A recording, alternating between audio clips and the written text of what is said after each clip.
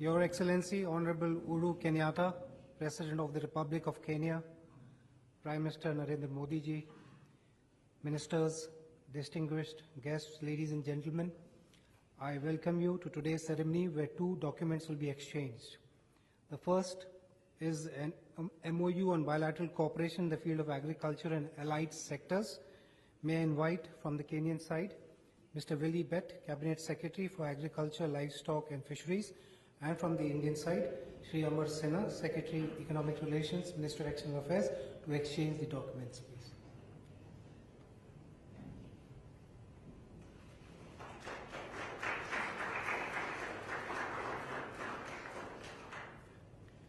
Next is a line of credit agreement for US dollars 100 million to the Government of Kenya for agricultural mechanization. This will be exchanged on the Kenyan side by Mr. Henry Rotich, Cabinet Secretary, National Treasury, and on the Indian side by Shri Yaduvendra Mathur, Chairman and Managing Director, Exim Bank.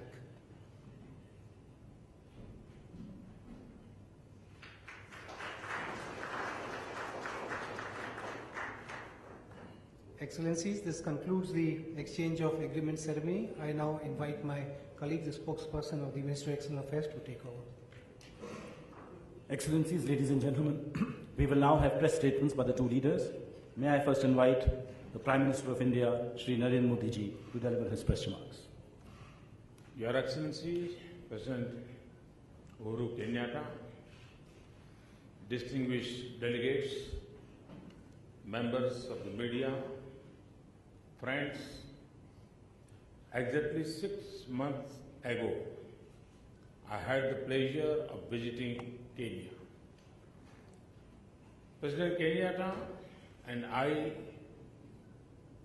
and the people of Kenya received me with great warmth and genuine affection. And today, I am delighted to welcome President Kenyatta and his delegation in India. The close association between our two countries is, of course, much older. India and Kenya fought together against colonialism. Just last month, President Kenyatta recognized the contribution of Makhan Singh, an Indian-born trade union leader, joining hands with his Kenyan brothers to help overthrow the colonial order in Kenya. Common belief in democratic values, our shared developmental priorities, and the warm currents of the Indian Ocean bind our societies. Friends, in our discussions today, President and I reviewed the full range of our relationship. During my visit to Kenya last year, we had identified deepening of economic cooperation as one of the key focus areas of our efforts. In this context, expansion of bilateral trade, greater flow of capital between the two economies, and stronger development partnership are among our priorities. Yesterday, President Kenyatta led a strong and high-level delegation to the 8th Vibrant Gujarat Global Summit. Your participation in Vibrant Gujarat has generated a strong interest in Indian businesses to connect with commercial and investment opportunities in Kenya. We want and will encourage industry and businesses in both countries to take the lead in exploiting opportunities in healthcare, tourism, information technology, agriculture, blue economy, and energy. The Joint Business Council meeting tomorrow would work to build commercial engagement through specific projects in these areas. To boost trade, we are also cooperating on trade facilitation measures, including standardization and related areas, broad-based and wide-ranging cooperation in agriculture and food security is our shared priority. We are collaborating to raise agriculture productivity in Kenya. The line of credit agreement of $100 million signed for agriculture mechanization would open a new dimension of engagement. Long-term arrangement with Kenya for production and import of pulses is being explored and discussed. We would also be happy to share best practices in organic farming with Kenyan farmers. In the health sector, Bhavatron machine has been delivered to the Kenyatta National Hospital for cancer treatment. Related capacity building of the Kenyan doctors is being undertaken under our India-Africa Forum Summit initiative. Partnership in education is creating new connection between our people. We have a strong relationship with the University of Nairobi, where a chair for Indian studies has been established by ICCR, and renovation of its library is also being undertaken with Indian assistance. On energy, we value Kenya's support of the International Solar Alliance and our joint efforts to harness the energy of the sun to power our economic growth. Friends, the challenges in the maritime domain are a shared concern. But we will also explore opportunities in blue economy. We are focused on speedy progress in our defense cooperation. Some of the specific areas of priority would be hydrography, communications network, anti-piracy, capacity building, exchanges and defense medical cooperation. We are also partnering to strengthen our security cooperation and capacities. We have directed the Joint Working Group on Security Cooperation to meet at an early date. Our focus on cyber security, counter-terrorism, combating drugs, narcotics, human trafficking, and money laundering. Friends, the large Indian origin community of Kenya is a vital and energetic link between us. I have discussed with President Kenyatta ways to engage them with our trade, investment, and cultural exchanges. In our meeting last year, President and I had also agreed to accord close and personal supervision of the implementation of our decisions. We need to ensure its continuing rigor.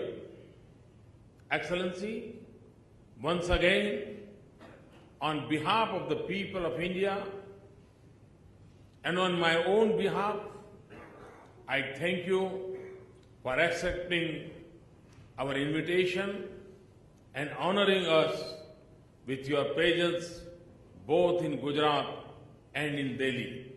Thank you. Thank you very much. I thank the Prime Minister for his statement. May I now invite His Excellency Uhuru Kenyatta, President of the Republic of Kenya, to deliver his press remarks. The Right Honourable Mr. Narendra Modi, Prime Minister of India, members of the press, members of delegations here, I want to take this early opportunity to thank you, Prime Minister, for your invitation. Indeed, it is a great honor to be received here in New Delhi, a day after our very fruitful engagements at the 8th Vibrant Gujarat Summit. At this summit, I encouraged Indian investors and companies to make Kenya their base and indeed to take advantage of the East African community and the common market for East and Southern Africa, COMESA markets. This is because the relationship between India and Kenya in the political, social, and economic spheres, in particular trade and investment, have grown over time. Our cooperation extends also to the multilateral level, and here we shall collaborate on matters that affect our two countries. For example, we are both committed to reforming and strengthening the United Nations Security Council. We will continue also to work together on other issues that jointly affect us. Ladies and gentlemen, tourism and trafficking in drugs and human beings, as the Prime Minister has mentioned, are two common challenges that we face, and Kenya is committed towards eradication of this menace, and it's unswerving to work with like-minded states like India to put an end to this menace. These are global challenges that we must overcome together. On our bilateral matters, I want to take this opportunity to thank the Prime Minister and the people of India for offering scholarships and training opportunities for my men and women. My government has placed great emphasis on the need to upgrade the skills and competencies of its workforce as we progress towards being a fully fledged middle-income economy. I did further request the Prime Minister for further scholarships in areas such as medicine, pharmacy, dentistry, and ICT, which are relevant to our national development priority areas. I believe that opening up and expanding trade and investment opportunities in our two countries will provide avenues for our youth to be meaningfully engaged and contribute to the noble venture of nation building and poverty eradication. As the Prime Minister has said, our two peoples have traded with each other for generations. Our trade and investment ties are of great mutual benefit. I am keen to increase the volume and values of our exports to India through shifting its export base from agriculture and mineral-based raw products to value-added manufacturing products, and we are seeking partnership with India in technology transfer to increase our capacity to add value to our natural products. I did also indicate to the Prime Minister that there are numerous investment opportunities in Kenya, particularly in agro-industries, and Kenya is establishing special economic zones in Mombasa and along our newly developed standard gauge railway. I invite Indian investors to take advantage of the infrastructure that my government has laid down, including the modern port of Mombasa. To help bridge the balance of trade deficit that exists, I have indeed pitched for India to improve market access for products with high demand in India, such as leather products and pulses. I request India to consider extending the project targeting African cotton-growing countries to Kenya, as this will also help to increase cotton production. We've also encouraged the joint trade committees of both countries to continue meeting and identifying feasible ways in which our bilateral trade can be enhanced. India's strength in the provision of health services is globally acknowledged. Indeed, many of our countrymen and women travel to India every year. Advanced technology, coupled with price competitiveness, makes your country a preferred destination for thousands of Kenyans seeking quality health care. The establishment of a cancer hospital and provision of treatment equipment supported by the Indian government is also greatly anticipated, as it will also go a long way to ensure that quality, affordable treatment is available also for Kenyans who cannot afford to travel to India. Kenya relies heavily on generic antiretroviral drugs manufactured in India. Ensuring that these drugs are available to people infected with HIV/AIDS is also a top priority for my government, and I want to thank India for its leadership in this area and for the generous donation of a consignment of antiretroviral drugs to Kenya. Kenya would also benefit greatly from collaborations in transfer of technology, from investment by Indian pharmaceuticals in Kenya, given the large market and demand for these drugs in our region. I am confident that agreements and memorandum of understanding signed between our two countries will provide a framework of collaboration in diverse areas. Indeed, as the Prime Minister has again mentioned, I do request both sides to immediately work on their implementation, as well as the other agreements we reached in Nairobi. I acknowledge the progress that we have made in many areas so far, and I look forward to collaboration in the new areas that we have today discussed. I note that our two countries granted increased frequencies to each other's airlines in the year 2015. And I encourage the airlines to exploit the infrastructure laid down by the bilateral air services agreement to increase connectivity and mobility of our people, to improve people-to-people and business-to-business contacts. In conclusion, I say again that I appreciate the useful deliberations that we have held with the Prime Minister and look forward to further engagements in the future. Thank you very much. I thank the two leaders for their statements. This concludes the joint